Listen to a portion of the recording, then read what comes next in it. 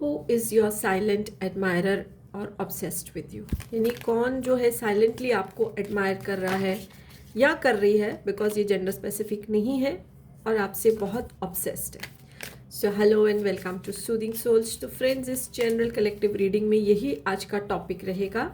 And ये एक general collective है, पर किसी की इंडिविजुअल रीडिंग नहीं है. और ये जो है सभी ज़ोडिएक साइंस के लिए है.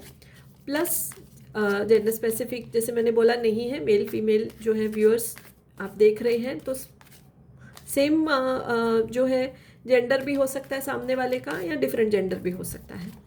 ओके, तो चलिए देखते हैं कौन साइलेंटली जो है आपको एडमायर कर रहे हैं. ठीक है, साइलेंटली, एकदम चुपचाप, आपको पता नहीं है. शायद आपकी इंट्यूशन आपको गाइड भी कर रही होगी, तो आपको इसमें से गाइडेंस मिलेगा. कौन आपको साइलेंटली एडमायर कर रहा है या कर रही है, ऑब्सेस्ड है आपसे, बट अभी तक आपके शायद सामने नहीं आए हैं. And let's see, I will take out 7 cards, और फिर और अगर गाइडेंस की ज़रूरत लगेगी तो मैं देखती हूँ उसको. तो चलिए, कौन ऐसे पर्सन है जो आपको साइलेंटली एडमायर कर रहे हैं, ऑब्सेस है आपसे. ठीक है, okay, the fool. Okay, completion. तो देखिए, कंप्लीशन का कार्ड ये बोल रहा है कि ये आपके कोई एक्स पार्टनर हो सकते हैं, अगर आप रोमांटिक रिलेशनशिप में देखें, या अगर आप रोमांटिक की तरफ नहीं देख रहे हैं तो जनरल में कोई ऐसे पर्सन होते हैं जिनके साथ आपका कभी कोई कनेक्शन रहा है, क्योंकि कंप्लीशन का कार्ड है, यानी इनकम्प्लीट रहा है वो रिश्ता. आपके कोई ऐसे दोस्त, आपके कोई फैमिली मेम्बर जिनके साथ एक समय में बहुत प्यार था, लेकिन फिर वॉट एवर रीजन्स, सबकी अपनी अपनी रीज़न होंगी, वो रिश्ता जो है वो ख़त्म हो गया. ठीक है, तो एक बॉटम ऑफ द डेक से यही आ रहा है, ये एक ऐसे पर्सन है. अगर इन पर्सन की पर्सनालिटी देखी जाए तो बड़े ये हैप्पी गो लकी किस्म के इंसान हैं, ज़्यादा वो टेंशन नहीं लेते हैं. और हो सकता है इस रिश्ते को टूटे हुए आप दोनों के, चाहे अगर वो रोमांटिक है या जनरल है, काफ़ी समय भी हो गया है. मुझे इंट्यूटिवली 5 to 6 ईयर्स आ रहा है, और ऐसा लग रहा है कि इस पर्सन ने कहीं ना कहीं आपके प्रोफाइल को देखिए देखा है.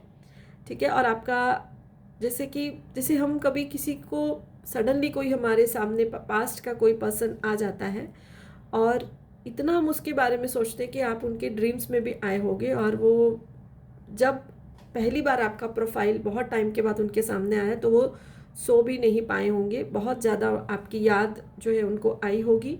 और इसकी वजह से देखिए उन्होंने शायद आपको स्टॉक भी किया है. अब तो देखिए किसी को भी हम ढूंढ सकते हैं थ्रू सोशल मीडिया, तो उन्होंने आपको स्टॉक किया है, और आपके बारे में अब उनको सब कुछ पता चलना शुरू हो गया. सब कुछ वो आपके बारे में ढूंढ रहे हैं. ऐसे वो बहुत हैप्पी रहते हैं, और उनको ऐसा लग रहा है, अपने मन में वो ऐसा सोच रहे हैं कि पास्ट में जो भी चीज़ें हुई हैं, अभी ये रिलेशनशिप में भी हो सकता है, जनरल भी हो सकता है, वो चीज़ों को सॉल्व कर सकते हैं. ठीक है, और जो मुझे एक ऐसी एनर्जी आ रही है कि आपसे बिछड़ने के बाद, again I am mentioning relationship और जनरल फैमिली मेम्बर या कोई कुलीग या कोई नेबर, बहुत ऐसा इंसान उनको नहीं मिला जितना बॉन्ड आपके साथ था उनका.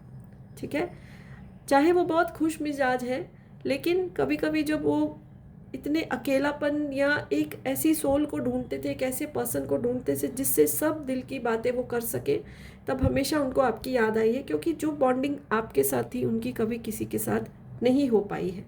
और मुझे बहुत ही क्लियरली 5 to 6 ईयर्स का टाइम आ रहा है ये रिश्ते को टूटे हुए.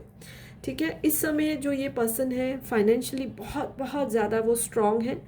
उन्होंने अपना नाम किया है, काम में बहुत अच्छे हैं, बहुत प्रॉपर्टी, बहुत पैसा भी उन्होंने बनाया है, बट कहीं ना कहीं अलोननेस फील कर रहे हैं. और देखिए, जब हमारी ज़िंदगी में बहुत खुशियाँ होती हैं ना, तब हमको तब भी कोई चाहिए अपना सुख शेयर करने वाला, जिसके साथ हम सब कर सुख शेयर कर पाएँ. हो सकता है जब पहले आप दोनों एक दूसरे को जानते थे तो स्ट्रगल कर रहे थे आप लोग, और हो सकता है उसमें ही कोई ना कोई रीज़न निकला हो आपके अलग होने का, लेकिन अब सेटल्ड हैं आप भी, शायद अपनी ज़िंदगी में सेटल्ड हो, फाइनेंशियली सेटल्ड हो. अब उनको ऐसा लग रहा है कि आपके साथ जो शायद पहले उन्होंने वेकेशंस ली हैं या कहीं घूमने फिरने गए हैं, तो बहुत उसमें एक जो थी कंपैटिबिलिटी थी, तो अब उनको लगता है कि अब सब कुछ है उनके पास, पैसा है, टाइम है, बट ऐसा एक कंपेनियन नहीं है जिनके साथ वो आगे घूमने जा पाए। तो इस समय भी उनको आपकी बहुत याद आ रही है। एंड ये देखिए डिवाइन का कहीं ना कहीं एक इशारा है कि आप उनकी लाइफ में उनके सामने आए हो। नहीं तो लोगों को सालों साल हो जाते बिछड़े हुए, कोई नहीं मिलता है। और कंप्लीशन का कार्ड भी आया है, जो रिश्ता अधूरा रह गया था, जो रिलेशनशिप अधूरा रह गया था, अब उसको वो कंप्लीट करना चाहते हैं। डिवाइन की भी यही मर्जी है। देखिए कुछ चीज़ें तो हमारे बस में होती, कुछ चीज़ें हमारे बस में नहीं होती हैं। कभी कभी हम अपनों से बिछड़ जाते हैं और उस टाइम पीरियड में हम उनकी ज़्यादा कदर करते हैं और कुछ लेसन्स भी हम लर्न करते हैं। और जैसे ही वो चीज़ें ख़त्म होती हैं, वो लेसन्स हम लर्न कर लेते हैं, तो वो सामने वाले फिर हमारी ज़िंदगी में आ जाते हैं। तो यही कुछ मुझे जो है वो दिखाई दे रहा है आप दोनों की लाइफ में, कि जो एक टाइम पीरियड आप लोग अलग रहे हो, that was meant to be, वो होना था, वो डिवाइन की मर्जी थी। अब डिवाइन की मर्जी, आप एक दूसरे से मिलो।